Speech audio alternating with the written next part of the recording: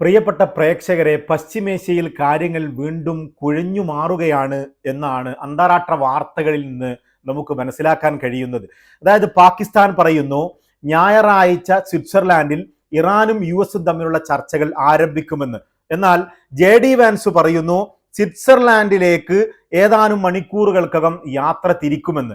ഇറാനും ഇതുപോലെ തന്നെ സ്വിറ്റ്സർലാൻഡിലേക്ക് യാത്ര പോകുവാനും അമേരിക്കയുമായി ഒരു ചർച്ചക്കൊരുങ്ങുവാനും എല്ലാറ്റിനും ആ MOU മുന്നോട്ട് കൊണ്ടുപോകുവാനും ഞങ്ങൾ തയ്യാറാണെന്ന് അറിയിക്കുന്നു. പക്ഷേ ആ MOUയിലെ പ്രധാനപ്പെട്ട കാര്യങ്ങളൊക്കെയും പൂർത്തീകരിക്കുന്നുണ്ടെന്ന്, അത് ലെബനാനിലെ യുദ്ധം ഇസ്രയേൽ നിർത്തുന്നുണ്ട് എന്നുമൊക്കെയുള്ള കാര്യം അമേരിക്ക ഉറപ്പുവരുത്തിയാൽ മാത്രമെന്ന് ഇറാൻ പ്രതികരിക്കുന്നു. ഇതിനൊക്കെ അപ്പുറത്തേക്ക് ഇറാന്റെ IRGC എന്ന് പറയുന്ന ഇറാൻ സൈന്യം ഇന്നലെ രാത്രി അറിയിച്ചിട്ടുള്ളത്, ഹോർമുസ് കടലിടുക്ക് ഞങ്ങൾ വീണ്ടും അടക്കുന്നു എന്നാണ്.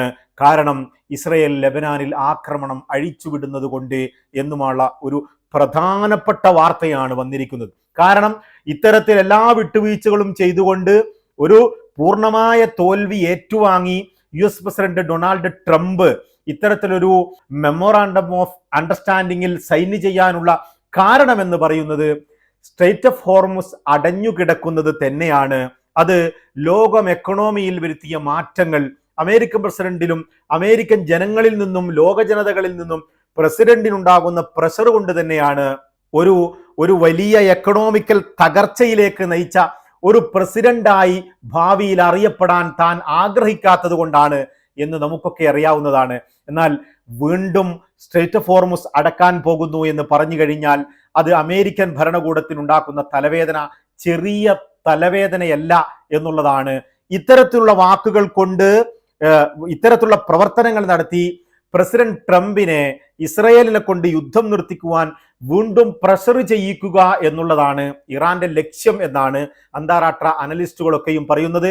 പക്ഷേ ഈ വാർത്ത വന്നതിന് ശേഷം അമേരിക്കൻ സെൻട്രൽ കമാൻഡ് സോഷ്യൽ മീഡിയയിലൂടെ പറയുന്നത്, ഈ സ്ട്രെയിറ്റ് ഓഫ് ഹോർമുസ് കടലിടുക്ക് ഇറാൻ ഇപ്പോൾ നിയന്ത്രിക്കുന്നില്ലെന്നും ഇന്നും അതുവഴി 55ഓളം കപ്പലുകൾ നിരുപാധികം കടന്നുപോയെന്നും ലോകത്തേക്കുള്ള എണ്ണകളും ചരക്കുകളും അങ്ങോട്ടും ഇങ്ങോട്ടും കടന്നുപോയെന്നും ഞങ്ങളത് ഉറപ്പുവരുത്തിയിട്ടുണ്ട് എന്നുമാണ് US സെൻട്രൽ കമാൻഡ് പറയുന്നത്.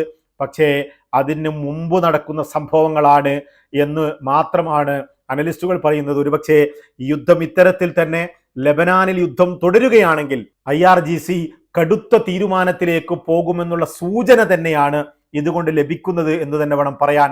പാകിസ്ഥാൻ ചർച്ചകൾ ആരംഭിക്കുമെന്നും ഇരുവിഭാഗവും ചർച്ചയ്ക്ക് തയ്യാറാണെന്നും അറിയിക്കുമ്പോൾ ലെബനാനിൽ ആക്രമണം നടത്തി ഈ ഒരു MOUയെ, ഈ ഒരു കരാറിനെ അട്ടിമറിക്കുവാനുള്ള ശ്രമത്തിലാണ് ലോകത്തെ തീവ്രവാദിയായ ബെന്യാമിൻ നെതന്യാഹു എന്ന് തന്നെ വേണം നമ്മൾ മനസ്സിലാക്കാൻ.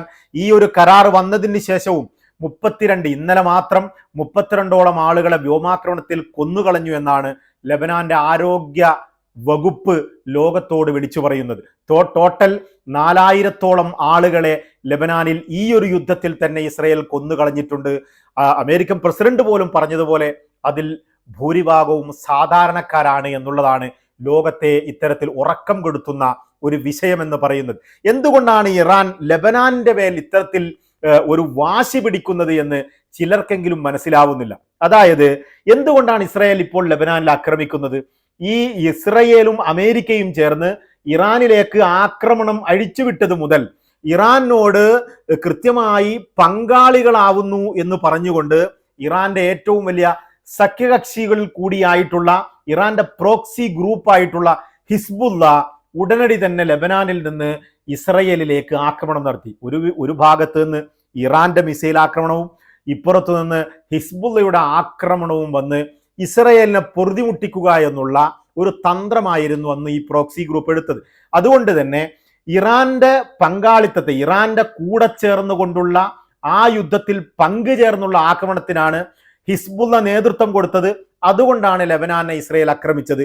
സ്വാഭാവികമായി ഇറാനിൽ യുദ്ധം അവസാനിക്കുമ്പോൾ, ഈ യുദ്ധം അവസാനിപ്പിക്കുമ്പോൾ ഇറാനു വേണ്ടി ഇറങ്ങിപ്പുറപ്പെട്ട ഹിസ്ബുള്ളക്ക് മേലുള്ള ആക്രമണവും നിർത്തണമെന്നാണ് ഇറാൻ വാശി പിടിച്ചുകൊണ്ടിരിക്കുന്നത്.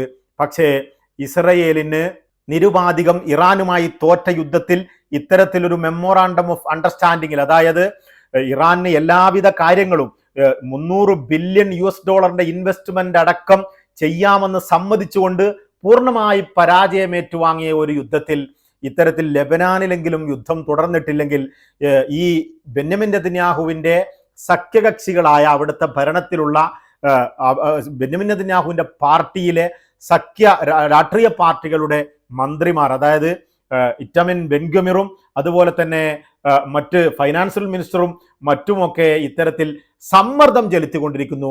ലെബനാനിൽ യുദ്ധം നിർത്തരുത്, അവിടെ ആളുകളെ കൊന്നു തള്ളണം, അവിടെയുള്ള അമ്മമാർ കരയണം എന്നൊക്കെ പറഞ്ഞ് കടുത്ത വലതുപക്ഷ തീവ്രവാദികളായ അദ്ദേഹത്തിന്റെ സഖ്യകക്ഷികളിൽ നിന്ന് സമ്മർദ്ദമുള്ളത് കൊണ്ട് തന്നെ ഒരുപക്ഷെ അമേരിക്കൻ പ്രസിഡന്റ് ഡൊണാൾഡ് ട്രംപിന്റെ വാക്ക് പോലും കേൾക്കാൻ പറ്റുന്നില്ല.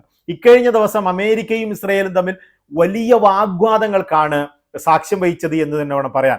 അമേരിക്കൻ വൈസ് പ്രസിഡന്റ് പറയുന്നത് ഈ നിങ്ങളുടെ 9 മില്യൺ ആളുകളുടെ സെക്യൂരിറ്റിയും മറ്റും നോക്കാതെ നിങ്ങളിങ്ങനെ ഇത്തരത്തിലുള്ള എല്ലാവിധ സമാധാന കരാറുകളെയും കൊന്നുകളയാമെന്ന് നിങ്ങൾ ആഗ്രഹിക്കേണ്ട.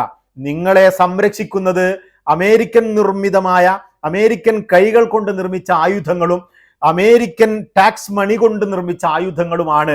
അതുകൊണ്ട് ഡൊണാൾഡ് ട്രംപ് പറയുന്ന ഇതിന് അനുസരിക്കലല്ലാതെ ട്രംപിനെതിരെ പറയുന്നത് നിങ്ങൾ പുനഃപരിശോധിക്കണം, അതൊന്ന് നിങ്ങളൊന്ന് ഉണർന്ന് ചിന്തിക്കണമെന്നാണ് അമേരിക്കൻ വൈസ് പ്രസിഡന്റ് പോലും ഇസ്രയേലിനെതിരെ പറയുന്നത്. അമേരിക്കൻ പ്രസിഡന്റ് കഴിഞ്ഞ ദിവസങ്ങളിൽ പറഞ്ഞത് അമേരിക്ക ഇല്ലെങ്കിൽ ഇസ്രയേൽ ഇല്ല എന്നുള്ളതാണ്. അമേരിക്കയുടെ ഏക സപ്പോർട്ട് കൊണ്ട് കൂടി മാത്രമാണ് ഈ ഇസ്രയേൽ മുന്നോട്ട് പോകുന്നത് എന്ന് അമേരിക്കൻ പ്രസിഡന്റ് ഡൊണാൾഡ് ട്രംപ് തന്നെ വളരെ ശക്തമായി തിരിച്ചടിച്ചു എന്നുള്ളതാണ്. ട്രംപും ഇസ്രയേലും തമ്മിൽ ട്രംപും ബെന്യാമിൻ നെതന്യാഹുവും തമ്മിൽ വളരെ വലിയ ബന്ധങ്ങളാണുള്ളതെന്ന് ദിവസങ്ങളായി ഇവർ പറഞ്ഞുകൊണ്ടിരിക്കുന്നുണ്ടെങ്കിലും ഈ ഒരവസ്ഥയിൽ ട്രംപ് ബെന്യാമിൻ നെതന്യാഹുവിനെ വിളിച്ച് ചീത്ത പറഞ്ഞു എന്നുള്ളതാണ് അമേരിക്കൻ മാധ്യമങ്ങൾ പോലും റിപ്പോർട്ട് ചെയ്യുന്നത്. ഈ ഒരു അവസ്ഥയിൽ JD വാൻസ് പറഞ്ഞത് ലോകത്ത് ഇസ്രയേലിനെ അംഗീകരിക്കുന്ന ഏക രാഷ്ട്ര നേതാവ് എന്ന് പറയുന്നത് അത് ഡൊണാൾഡ് ട്രംപ് ആണെന്ന് ബീബിയുടെ ആളുകളും മനസ്സിലാക്കണമെന്നുള്ള ശക്തമായ താക്കീതാണ് കഴിഞ്ഞ ദിവസം JD വാൻസ് പറഞ്ഞത്.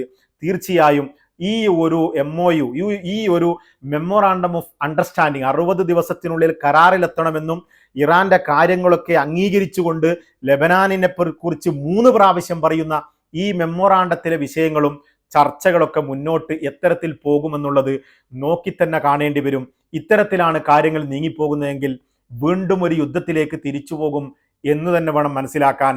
ലെബനാനിൽ ഇസ്രയേൽ യുദ്ധം നിർത്തിയാൽ മാത്രമേ ചർച്ചകളുമായി ഇറാൻ മുന്നോട്ട് പോകൂ എന്നുള്ള സൂചന വളരെ കൃത്യമായി മനസ്സിലായിരിക്കുന്നു. തൽക്കാലം വിട, നമുക്ക് വീണ്ടും കാണാം.